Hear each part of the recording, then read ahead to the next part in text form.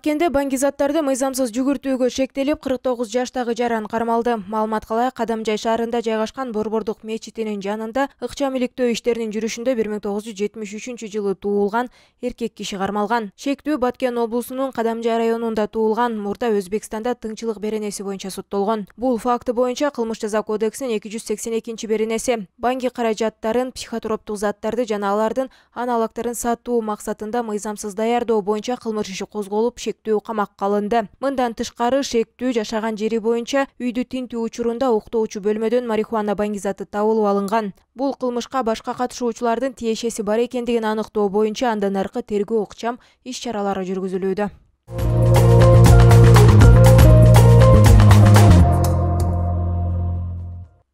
Москвада таксист муунтулуп өлтүрүлгөн. Бул тууралуу орусиялык басылмалар жазды. Маалымат кылайык, Москва шаарынын Елинская көчөсүндө жайгашкан турак үйдүн короосунда такси унаасынын ичинен 1972 туулган айдоочунун сөөгү табылган. Ал муунтулуп өлтүрүлгөн. Таксинин айдоочусун өлтүрүүгө шектелген жаран Москва шаарынын батышында кармалган. Анын жанынан өлтүрүлгөн жарандын банктык картасы табылган деп айтылат маалыматта. Жалпыга маалымдоо каражаттары маркум Кыргызстандын жараны экендигин жазышууда.